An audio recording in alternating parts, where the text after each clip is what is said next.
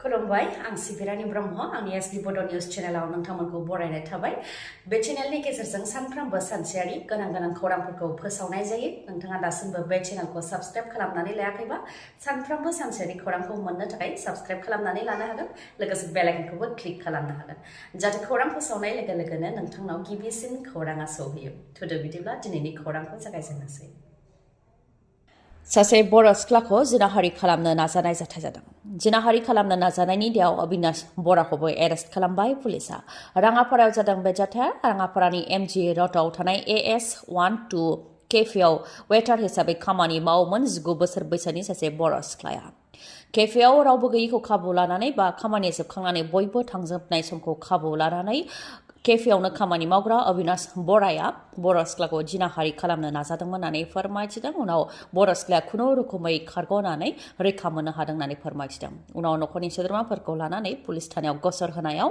दायनिगिरि अबिनाश बराखौ एरेस्ट खालामदों पुलिसा फोरमायथिनाय बायदिब्ला अबिनाश बराया आसाम छात्र संगठनजोंबो लोब्बा दङ बा आसाम छात्र संगठननि सोद्रोमाबो मणिपुर रायजोनि थासारिया आरोबाव गाज्रिनिफ्राय गाज्रिसिन जानो हमदों सानै मन्त्रि आरो साथाम MLAनि न' बां गेट बायदिखौ गाग्लोबदों रागा जोंनाय रायजो राजाफ्रा फोरमायथिनो गोनांदि जिरिबाम जिल्लानिफ्राय 7 सुबुंफोरखौ लांखारनायनि उनावनो बे थासारिया जानो मोन्दों भुगिनांनाय नखरनिफ्राय फोरमायथिनाय बादिब्ला रिलिफ केम्पआव थानाय मिथि हारिनि गासै 7 जेराव उन्दै गथ'साफोरजों आइजोफोर दंमोन बिसोरखौ लांखारदों दुथांफोरा बिथांमोन लांखारजानाय 7नि मादाव 3नि गोथै देहाखौ दासिम बोखांनो हाबाय गोथै देहा बोखांनो हानायफोरनि मादाव सासे आइजो आरो सानैयानो उन्दै गथ'साफोर सासे 8 दाननि आरो सासे 8 बोसोरनि बिथांमोननि गोथै देहाखौ मोननो हाबाय नाथाय 3 दासिमबो गोमानानै दङ बेनिखायनो बेनि सायाव जाहाथे गोख्रोङै राहा लायो आरो थाबैनो राहा लायो बेनि थाखाय रागा जोंनाय रायजो राजाफ्रा सानै मन्त्रि आरो 3 MLAनि न' बां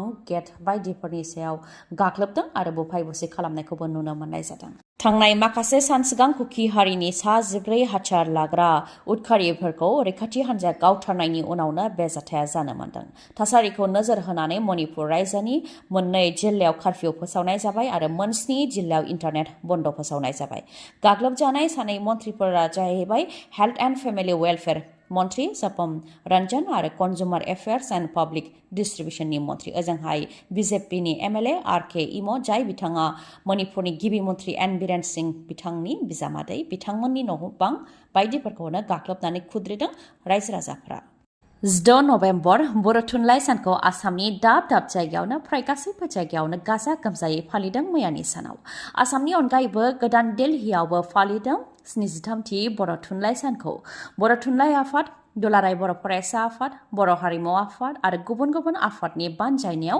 दिल्लीनि साई इन्दिरा गान्धी इनडर स्टेडियामाव बड'लेण्ड महोत्सव खुंनायाव 16 नभेम्बर बर' थुनलाइ सानखौबो फालिदों बेजों लोब्बा लानानैनो फ्राय 5,000सो सुबुंफोरा साई इन्दिरा गान्धी इनडर स्टेडियामनिफ्राय हारिमु हान्जा सुरनाय हाबाफारिबो बानजायदों बे हान्जा सुरनाय हाबाफारियाव मन्त्रि उरखावगोरा ब्रह्म MP जयन्त बसुमतारी रोनगोरा नार्जारी BTechनि CEM प्रमद बर' आरो दुलाराय बर' फरायसा आफादनि गाहाय दिपेन बर' बिथांमोनहाबो बाहागो लादों बर' थुनलाइ सान फालिनाय आरो बड'लेण्ड महोत्सव खुंनायाव जाफुंसार होनायनि थाखाय बयनिसिमबो गाहाम हामलायनाय जासिहरदों प्रमद बर'आ लोगोसे बै समनि आफादगिरि आरो नेहाथारि बिबान लानानै खामानि मावबोनाय बिथांमोननिसिमबो सिबिनायखौ जासिहरदों प्रमद बर'आ बर' थुनलाइखौ जौगाहोनो थाखाय गोबां खामानि मावनायनि थाखाय बुहुमाव बयजोंबो मिथिनाय जाबाय आरो जायफोर जिउ बावदों बिथांमोननिसिमबो खुलुमनायखौ जासिहरो होननानै बुंथियो बिथाङा बर' हारिया गोजाम हारि बर' हारिनि सोदोमस्रि आरो हारिमुनि बाथ्राया रामायण महाभारतआव मख'नाय दं होननानै बिबुंथि होयो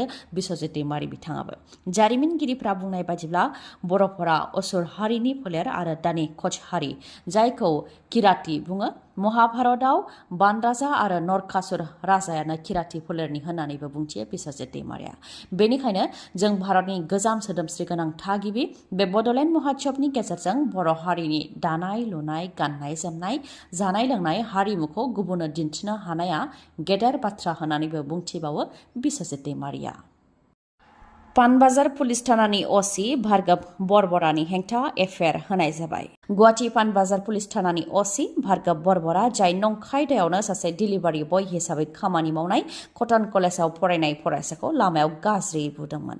पुलिसनि खाखि खसाब गाननानै रायजो राजानि मोजां मावनो नागारै गुन्डागिरि दिन्थिनायनि दायाव असीखौ सासपेन्डबो खालामनाय जाखाबाय। नाथाय सासपेन्डल' नङा, जाहाथे साख्रिखौनो दाननानै होयो बेनि थाखायबो दाबि दैखांदों।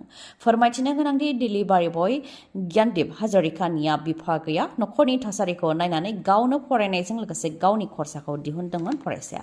नाथाय ट्राफिक सिगनेल मानियैनि थाखायनो असीआ गाज्रियै सोबादों आरो गोदोनायाव सरसोमदों। बेनि अनगायैबो आखायाव दुरुं खानानै पुलिस थानायाव लांनानै सोबाहैदों होननानै फोरमायथिदों। केस होनोबो हुमखि होनायखौ फोरमायथिदों। लोगोसे जाहाथे जेबो खुगा बेखेवा बेनि थाखायबो पुलिस थानानिफ्राय हुमखि होनानै दोनदोंमोन होननानै फोरमायथिदों। जायनि थाखाय सिगाङाव खुगा बेखेवाखैमोन होननानै फोरमायथिदों। दा नखरनिफोरजों आरो लोगोफोरजों सावरायनायनि उनाव असीनि हेंथा एफआईआर होनाय जाबाय होननानै फोरमायथिदों। फोरमायथिनो गोनांदि असी भार्गव बरबरानि दादागिरिया बेल' नङा।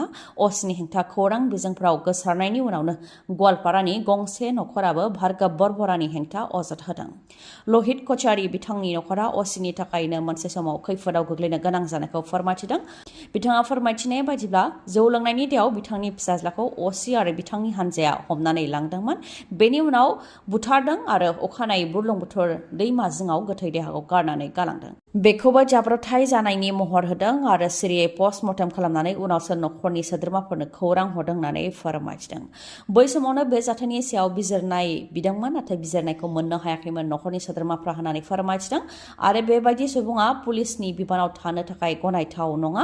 बिथांखौ सासपेन्डल' नङा, साख्रिखौनो दाननानै होनो नांगौ होननानैबो दाबि खालामदों आरो बिथाङा जाहाथे आयेन बायदियै जोबथेसालिनि साजा मोनो बेनि थाखायबो दाबि दैखांदों लहित कछारीनि नखरनि सोद्रोमाफ्रा।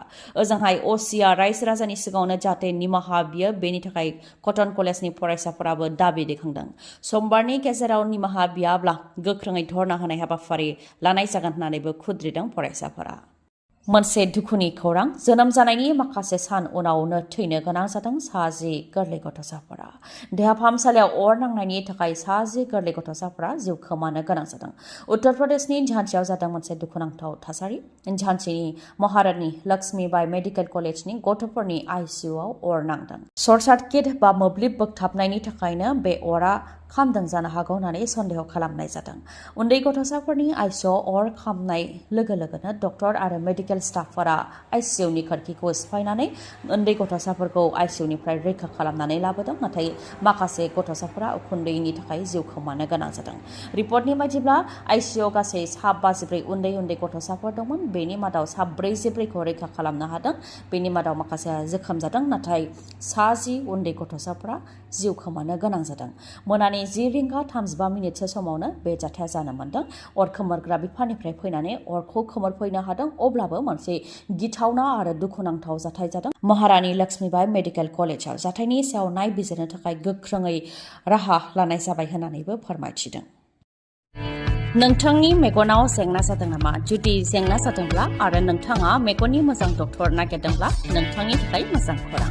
बङाइगावनि आइ हस्पिटालाव फैगोन सिनियर आइ स्पेशलिस्ट डक्टर प्रबिन बसुमतारी। बिथाङा एम्स निउ दिल्लीनि बारग' एचआर आरपिसि आरो दिल्ली जिएनसिटिनि बारग' आइ कनसालटेन्ट। डक्टर प्रबिन बसुमतारीनि अनगायैबो मेगननि डक्टर आशराफुल आलम आरो डक्टर मेघाली शर्माखौबो बङाइगावनि आइ हस्पिटालाव नोंथांमोनहा मोननो हागोन। लोगोसेनो कम्पिउटार पेकनि गेजेरजों केटारेक्ट सार्जारि खालामनो हागोन, जेराव जेबो सानाय गैयालासे, सुथेनाय गैयालासे आरो गोख्रैनो गाहामाव फैफिननायखौ नोंथांमोनहा मोननो हागोन। आबुं थङा जाहैबाय बङाइगाव लवार आसाम हस्पिटालनि उल्था दिगाव बास स्टेन्डनि साखाथियाव। फुंनि 10 रिंगानिफ्राय मोनाबिलि 2 रिंगासिम मेगननि डक्टरखौ मोननो हागोन बे बङाइगावनि आइ हस्पिटालाव। माबाफोर सुलुं लानो गोसो दंबावोबा नोंथांमोनहा 6900949900 बे नाम्बाराव खौरां लाहरनो हागोन। गोजोन्थों। खौरांखौ जोबजासे खोनासंनायनि थाखाय गोजोननाय थाबाय। गाबोननि सानाव फिन गोदान खौरांजों लोगो मोनफिनगोन। दिनैनि थाखाय गोजोन्थों।